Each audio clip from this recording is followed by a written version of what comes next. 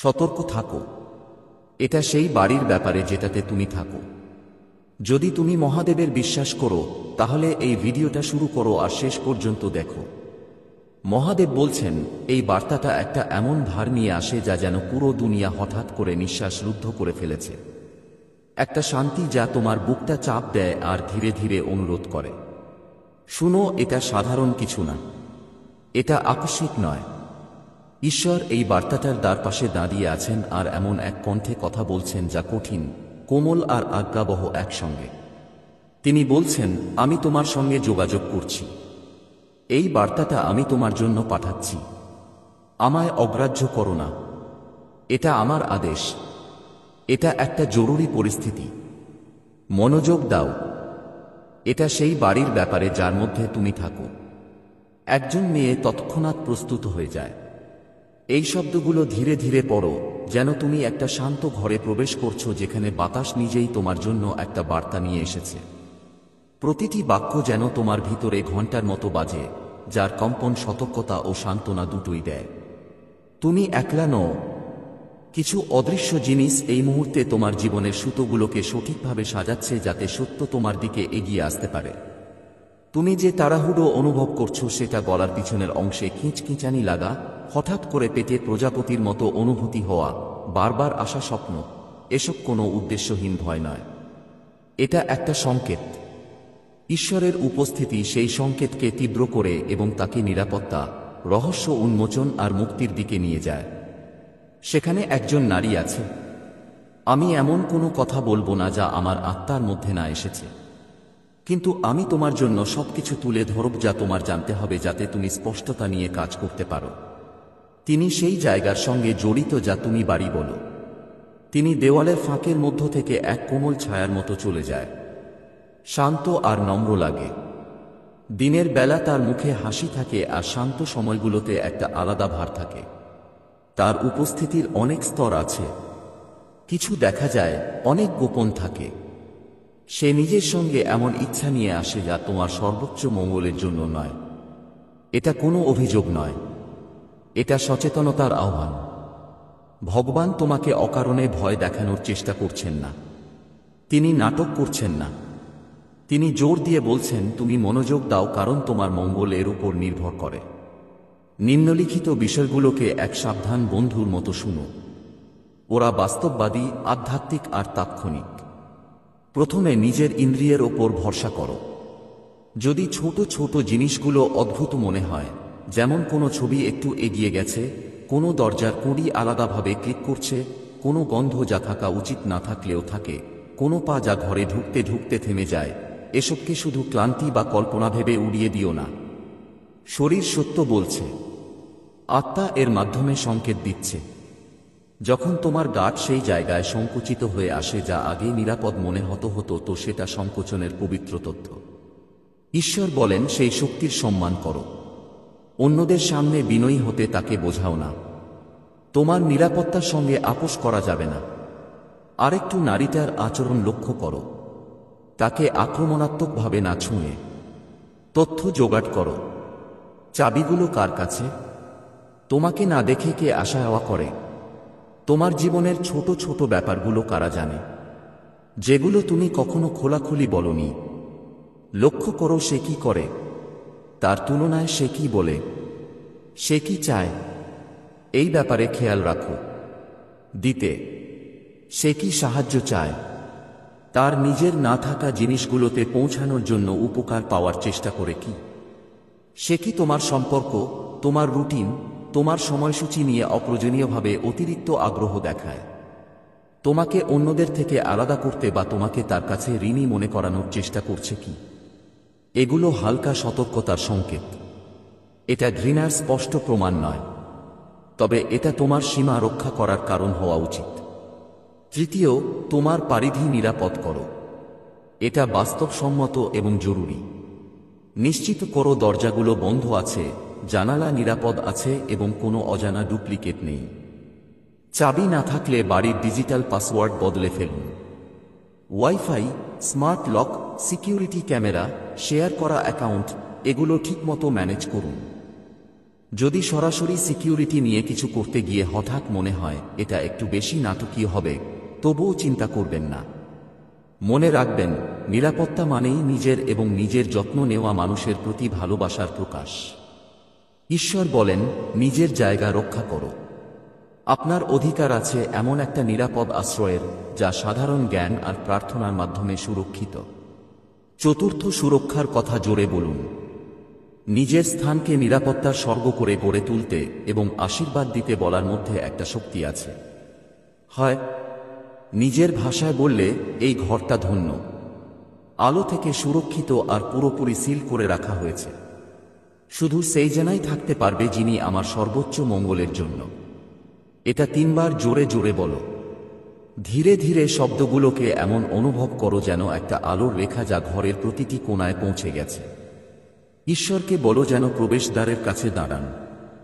সামনের দরজা, পিছনের দরজা, জানালা, ছাদ, বেজমেন্ট, সব জায়গায় আজ্ঞা দাও যেন শুধুমাত্র সত্য আর ভালোই ভিতর দিয়ে যেতে পারে। তুমি কোনো অশুভ শক্তিকে ডেকো না। তুমি একটা আধ্যাত্মিক সীমানা স্থাপন করছো যা বাস্তবিক সীমানার পরিপূরক। 5, গোয়াহ হও। যদি কিছু মিসিং মনে হয়, তাহলে এমন কাউকে বলো যাকে তুমি বিশ্বাস করো এবং যাকে তুমি যা দেখছো সেটা জানাতে পারো। নোটস লেখো, তারিখ, সময় আর যা ঘটেছে তার একটা ছোট বর্ণনা।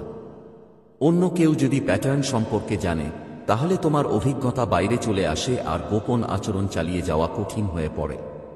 যদি তুমি একাই থাকো, তাহলে প্রতিটি রাজ্যের জন্য যা ঘটেছে তার একটা সাধারণ ডায়েরির এন্ট্রি লিখে রাখো। এই সংগ্রহ অনেক মূল্যবান হবে যদি পরে তোমাকে কোনো প্যাটার্ন দেখাতে হয়। ঈশ্বর নির্দেশ দেন যখন স্পষ্টতার দরকার পড়ে। একলা চুপচাপ দাঁড়িয়ে থাকবেন না। সহকর্মীদের ডেকে নিন। সত্যতা যাচাই করুন বিনয় এবং মর্যাদার সঙ্গে।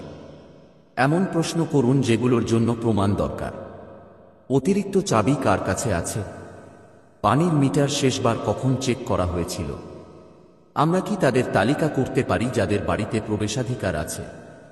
যখন আপনি প্রশ্ন করবেন, খেয়াল করুন মহিলা কিভাবে খোলামেলা বা সামান্য টালমাটাল করে উত্তর দেয়।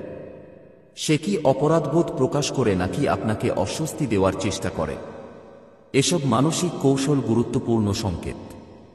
এমন কেউ যিনি আপনার মঙ্গলার্থে নেই হয়, অনেক সময় গল্প উল্টে দেওয়ার চেষ্টা করবে যাতে তোমার জন্য কঠিন হয়। ঈশ্বর বলেন, লজ্জা পেয়ে চুপ করো না। তোমার প্রশ্নগুলো ঠিক আছে, তোমার নিরাপত্তাও ঠিক আছে। 7 নম্বর, তোমার ব্যক্তিগত রীতিনীতি ফিরে পাও। যদি তুমি রান্নাঘরে রান্না করো, তাহলে 3 রাত ধরে কোনায় লবণের একটি বাটি রেখে দাও। তারপর তা সরিয়ে ফেলো। যদি তুমি প্রার্থনা করো, প্রতিদিন রাতে এমন একটা সময় বের করো যখন তুমি মোমবাতি জ্বালিয়ে সুরক্ষার প্রার্থনা করবে। যদি তুমি পড়ো, তাহলে বইটা ধরো আর হিজিবিজি ফিসফিস করে একটা ছোট লাইন বলো যা তোমার বাড়িটা সিল করে দেবে। রীতি রেওয়াজ অনিশ্চয়তার সময় আপনাকে স্থির রাখে। সবচেয়ে ছোট অনুষ্ঠানও আপনাকে এটা জেনে স্থির থাকতে সাহায্য করে যে আপনার সুরক্ষা এমন স্তরে হচ্ছে যা হয়তো আপনি দেখতে পাচ্ছেন না। এটা কুসংস্কার নয় যখন এটা হৃদয়কে শান্তি দেয়। যদি আপনি দান করতে চান বা কৃতজ্ঞতা প্রকাশ করতে চান, তাহলে আপনি 100 রুপিয়া পর্যন্ত সুপার থ্যাঙ্কস দিতে পারেন। 8 নম্বর, একটা মিতাস পরিকল্পনা তৈরি করুন। এটা চিন্তার বিষয় নয়, এটা বুদ্ধিমত্তা। যদি হঠাৎ বের হয়ে যেতে হয়, আপনি কোথায় যাবেন সেটা ঠিক করে রাখুন। কোনো বন্ধুর বাড়ি, কোনো কাছের আত্মীয়ের বাড়ি, কোনো হোটেল। একটা ছোট ব্যাগ রাখো যাতে জরুরি জিনিসপত্র, গুরুত্বপূর্ণ কাগজপত্র, কাপড় পাল্টানোর জন্য কাপড়, কোনো ওষুধ, একটু নগদ টাকা আর একটা ফোন চার্জার থাকে। ওই ব্যাগটা সহজলভ্য রাখো। জানো তোমার কাছে তৎক্ষণাৎ বিকল্প আছে। এটা উৎকণ্ঠার ভয় কমায় আর দরকার হলে সিদ্ধান্ত নেওয়ার ক্ষমতা দেয়। দ্রুত হও। ঈশ্বর বলেন, পরিস্থিতি যদি দাবি করে তাহলে এগিয়ে যাওয়ার জন্য প্রস্তুত থাকো। প্রস্তুতি মানে স্বাধীনতা। 9 কথা, তোমার স্বপ্নে শান্ত সত্য শুনো। ফেরেশতারা প্রায়শই ছবি আর অনুভূতির মাধ্যমে কথা বলে। যদি কোনো স্বপ্ন বারবার আসে, জানালা দিয়ে, মহিলা, যদি কোনো আলমারি খোলা থাকে বা কোনো চিঠি পেয়ে থাকেন, সেটা নজরদাজ করবেন না। ঘুম থেকে উঠেই স্বপ্নগুলো লিখে ফেলুন। স্বপ্ন এক ধরনের বুদ্ধিমত্তা। এগুলো অন্তর্দৃষ্টিকে প্রতীক হিসেবে ধরে রাখে। ঈশ্বর মাঝে মাঝে স্বপ্নের মাধ্যমে আপনাকে দিনের আলো হারানো কিছু সুতা খুঁজে বের করতে প্রেরণা দেবেন।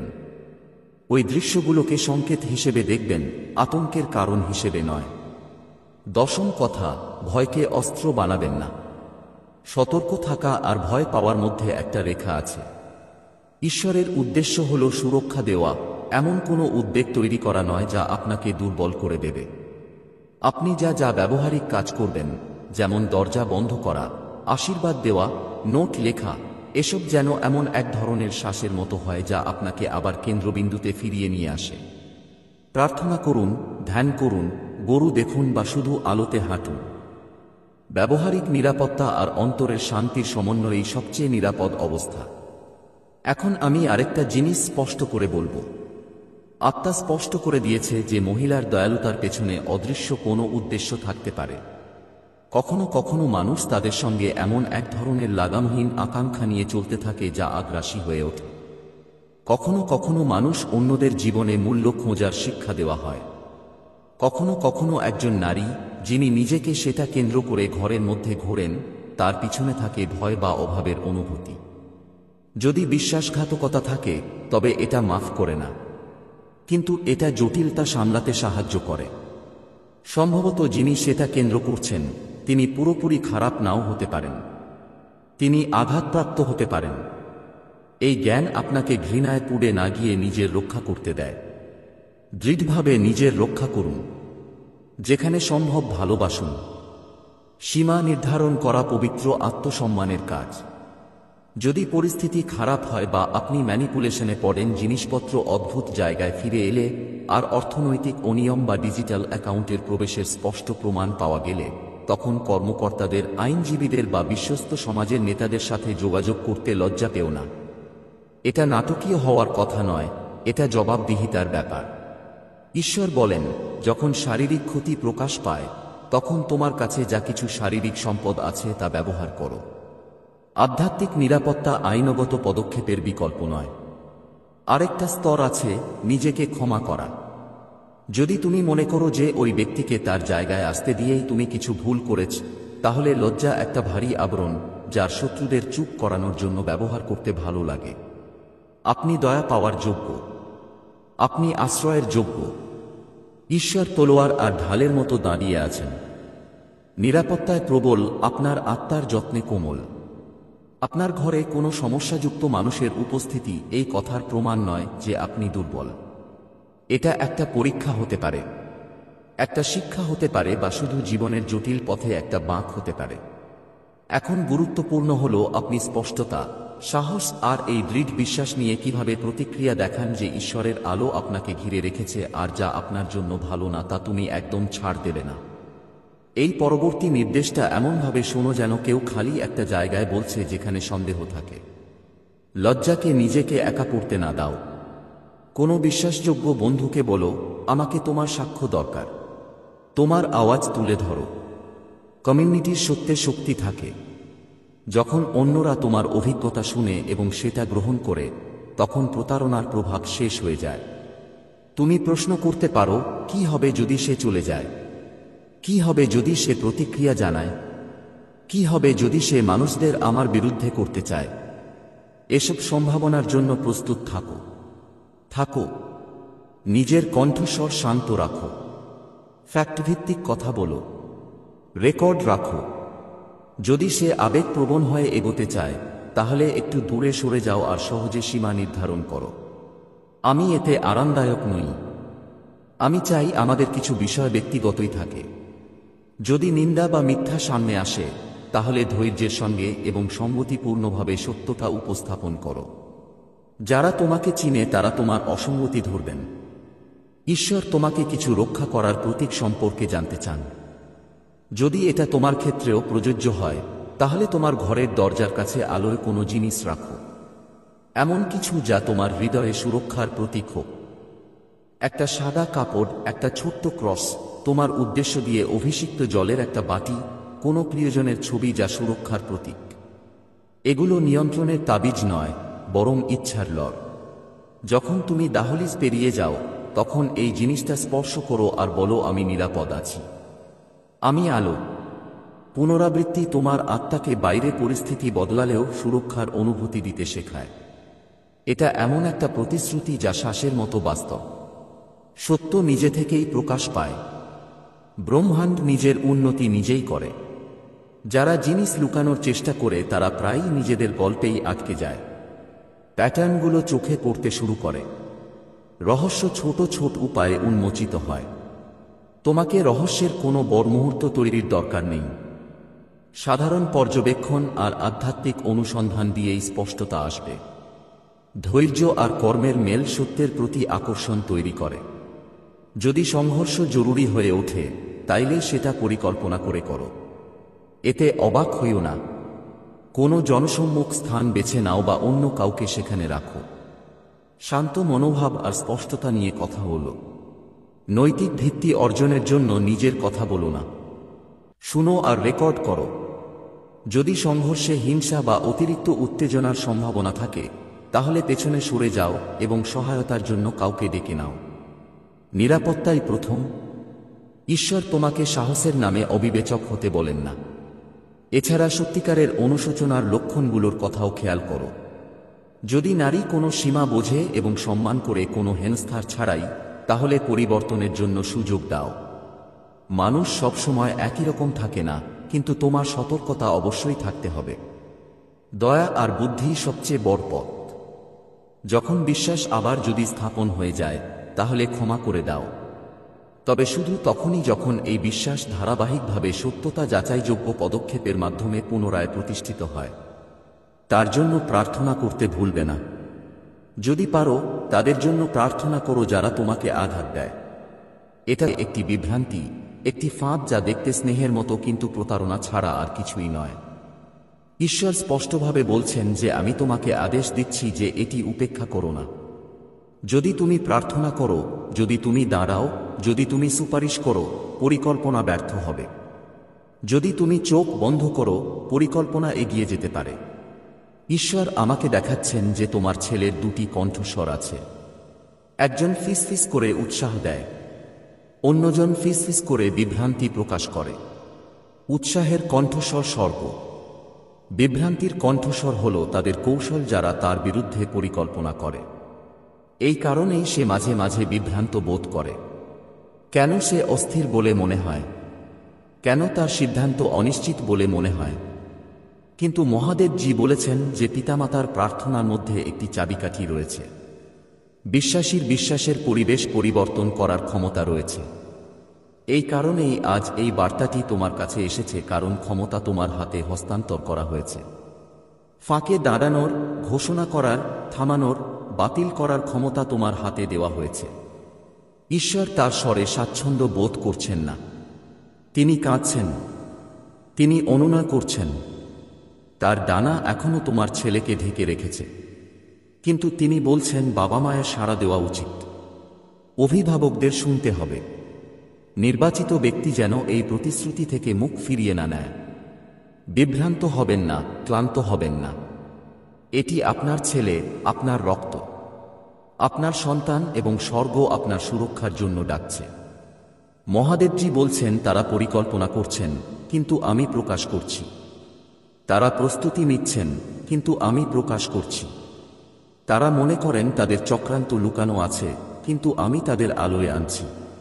যে মহিলাকে তারা আপনার ছেলের কাছে আনতে চায় সে আমার নয়। তার হাসি শৃঙ্খল লুকিয়ে রাখে, তার হাসি দুঃখ লুকিয়ে রাখে, তার গল্প ছলনা লুকিয়ে রাখে। তাকে অন্ধভাবে চলতে দিও না। তাকে যা ক্ষতিকারক মনে হয় তা গ্রহণ করতে দিও না। তোমাকে প্রার্থনা করতে হবে, তোমাকে সতর্ক থাকতে হবে। আমি দেখতে পাচ্ছি যে তোমার ছেলে মাঝে মাঝে ভুল বোঝাবুঝি করছে। সে মনে করে যে কেউ তার ভেতরে কি আছে তা পুরোপুরি দেখতে পারে না। এই বিচ্ছিন্নতা তাকে দুর্বল করে তোলে, তাকে ভুল সম্পর্কের জন্য উন্মুক্ত করে দেয়। কিন্তু তুমি তার নম্বর, তোমার প্রার্থনা তার ঢাল। মহাদেবজি বলছেন আমি তোমাকে এই মুহূর্তে দাঁড়ানোর জন্য বেছে নিয়েছি। তুমি দুর্বল বলো না, তুমি ক্লান্ত বলো না, কারণ যখন তুমি কাজ করার সিদ্ধান্ত নাও তখন স্বর্গ তোমাকে শক্তি দেয়। ঈশ্বর বলেন এটা কেবল নিরাপত্তার কথা নয়, বরং নিয়তির কথাও। যদি তোমার ছেলে এই ফাঁদে আটকা পড়ে, তাহলে ঈশ্বর যা দিতে চান তা বিলম্বিত হবে। কিন্তু যদি তুমি তাকে বাধ্যতার মাধ্যমে থামাও, তাহলে তার নিয়তি ত্বরান্বিত হবে। তার আশীর্বাদ বহুগুণ বৃদ্ধি পাবে। তার পদক্ষেপগুলি সারিবদ্ধ হবে। জরুরি অবস্থা জরুরি কারণ সময় গুরুত্বপূর্ণ। স্বর্গ সময় এবং ঋতু অনুসারে চলে। শত্রু এটা জানে এবং বাধা দেওয়ার চেষ্টা করে। কিন্তু মহাদেবজি বলেন, আমার কথা আসে উদ্ধারের জন্য। আমার সতর্কীকরণ আসে মুক্তির জন্য। তোমার ছেলের সাহায্যের প্রয়োজন।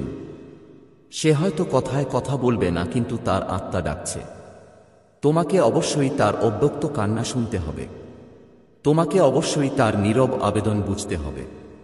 শত্রু তাকে ধরার জন্য ষড়যন্ত্র করছে, কিন্তু স্বর্গ বলে তাকে প্রকাশ করে দাও। তাকে রক্ষা করার জন্য কথা বলো। ঘোষণা করো যে কোনো ভুল মহিলা, কোনো ভুল প্রভাব, কোনো ভুল পরিকল্পনা তার পথে দাঁড়াবে না। ঘোষণা করো যে কেবল ঈশ্বরের ইচ্ছাই তার কাছে আসবে। আর মহাদেবজি বলেন, ভয় পেও না, ভয় পেও না। এই কথা ভয় দেখানোর জন্য নয়, বরং প্রস্তুতি নেওয়ার জন্য এসেছে। তুমি অসহায় নও, তুমি দুর্বল নও, তুমি ক্ষমতায়িত এবং সমর্থিত, স্বর্গ কর্তৃক মনোনীত। ফেরেশতারা সরে যেতে প্রস্তুত, কিন্তু তাদের তোমার সম্মতির প্রয়োজন। ঈশ্বর তোমার প্রার্থনার জন্য অপেক্ষা করছেন। হ্যাঁ, তোমার অবস্থান জরুরি অবস্থা এখন, কিন্তু শক্তি এখনো। এই তোমার পুত্র। তাকে যেতে দিও না, তাকে পড়তে দিও না। উঠে দাঁড়াও, প্রার্থনা করো, বিশ্বাস করো এবং দেখো ঈশ্বর কিভাবে তাদের পরিকল্পনা ভেঙে ফেলছেন। স্বর্গ তোমার জন্য, স্বর্গ তোমার সাথে আছে। এটাকে উপেক্ষা করো না, এটাকে ত্যাগ করো না। অবিলম্বে তোমার হৃদয় খুলে দাও, কারণ সময় এখন। মহাদেবজি বলেন যে তুমি ভুল করে এখানে আছো না, এবং এই কথাগুলো ঠিক এই মুহূর্তে তোমার কাছে পৌঁছাচ্ছে। স্বর্গ জড়িত থাকলে কোন কাকতালীয় ঘটনা ঘটে না। তোমার জীবনের প্রতিটি মুহূর্ত ঐশ্বরিক হাত দ্বারা পর্যবেক্ষণ, সুরক্ষিত এবং পরিচালিত হচ্ছে। এবং আজ যে বার্তা আসছে তা কেবল মৃদু নয়, এটি জরুরি। এটি উপর থেকে একটি আহ্বান এবং এটি অনন্তকালের ভার বহন করে।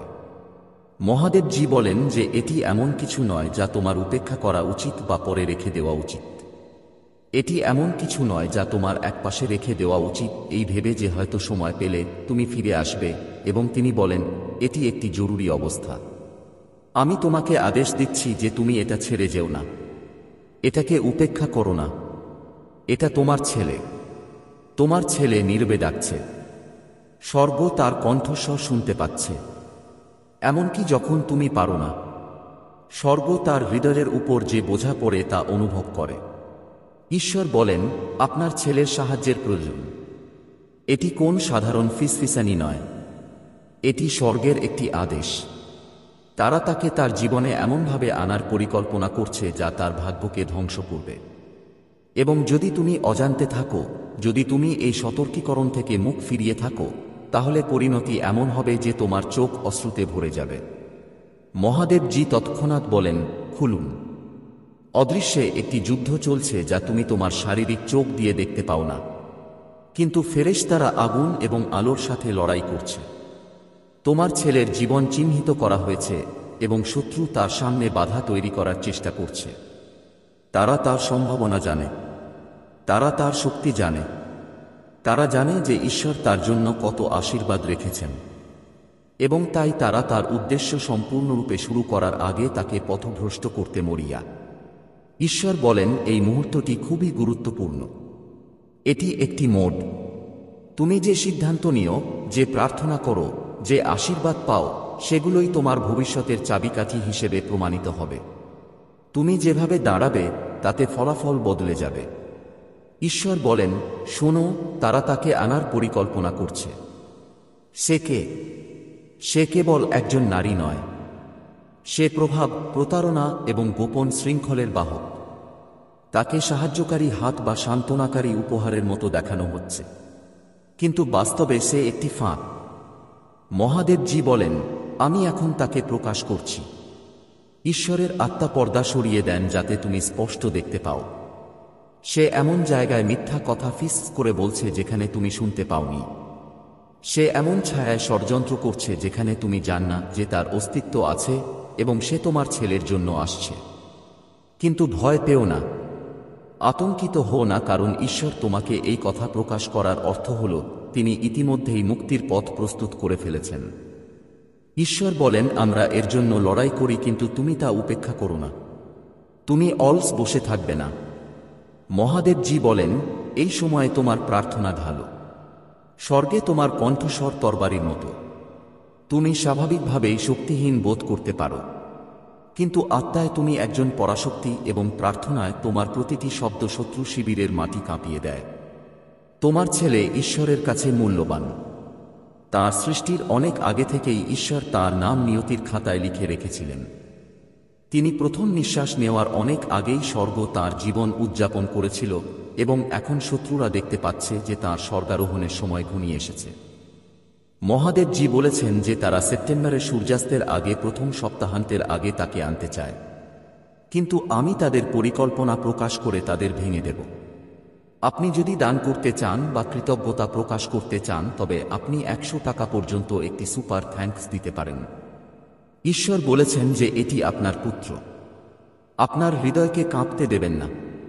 এখনই দাঁড়ান, এখনই প্রার্থনা করুন, এখনই বিশ্বাস করুন।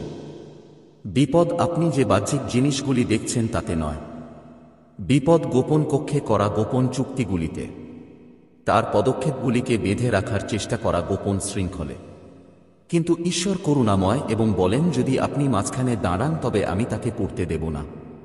আপনি এটি ঠিক এভাবে পড়ছেন না।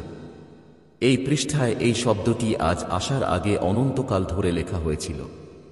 মহাদেবজি বলেছেন, আমি আপনাকে মধ্যস্থতার জন্য বেছে নিয়েছি। আমি আপনাকে আপনার ছেলের জীবন রক্ষার দায়িত্ব দিয়েছি। আপনার এটিকে উপেক্ষা করা উচিত নয়, কারণ আপনি যা দেখতে পাচ্ছেন তা তিনি দেখতে পাচ্ছেন না।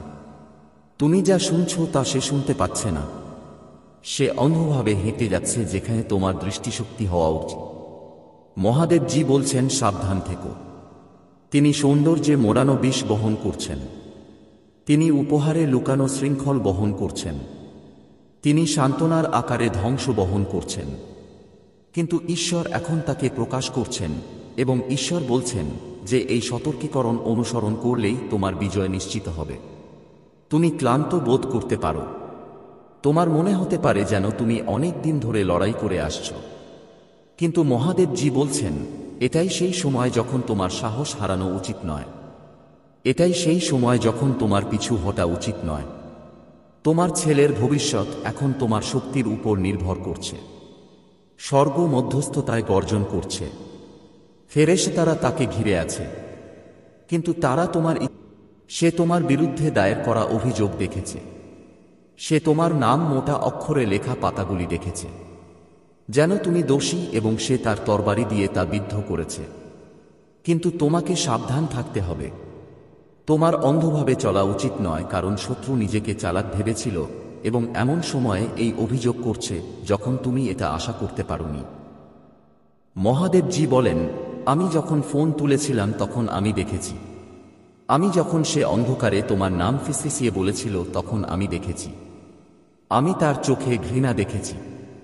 যখন সে ভেবেছিল যে সে তোমাকে ফাঁদে ফেলেছে তখন সে যে তৃপ্তি অনুভব করেছিল। কিন্তু আমি প্রভু, নির্দোষদের ধ্বংস হতে দেব না। আমি বিশ্বাসীদের মিথ্যা দিয়ে ধ্বংস হতে দেব না। সেই কারণেই এই বার্তাটি এখনই তোমার কাছে পৌঁছেছে, যাতে তুমি সত্য জানতে পারো এবং তোমার হৃদয় প্রস্তুত করতে পারো। সেই মহিলার উদ্দেশ্য ছিল ধার্মিকতা নয়, ন্যায়বিচার নয়। এর মূলে ছিল ঈর্ষা।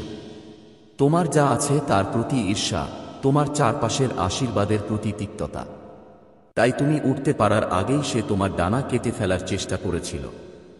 সে ভেবেছিল আইন প্রয়োগকারী কর্মকর্তাদের কাছে তোমার নাম প্রকাশ করে সে তোমাকে চিরকালের জন্য অপরাধবোধে ভরে দেবে। কিন্তু মহাদেবজি বলেন না, আমার সন্তান, আমি অভিযোগগুলিকে প্রকাশ্যে পরিণত করব। আমি আমার আলো এত উজ্জ্বল করে তুলব যে পুলিশ নিজেই এই কারসাজি দেখতে পাবে। সে যে ফাইলটি জমা দিয়েছে তা তার বিরুদ্ধে সাক্ষ্য দেবে, তোমার বিরুদ্ধে নয়।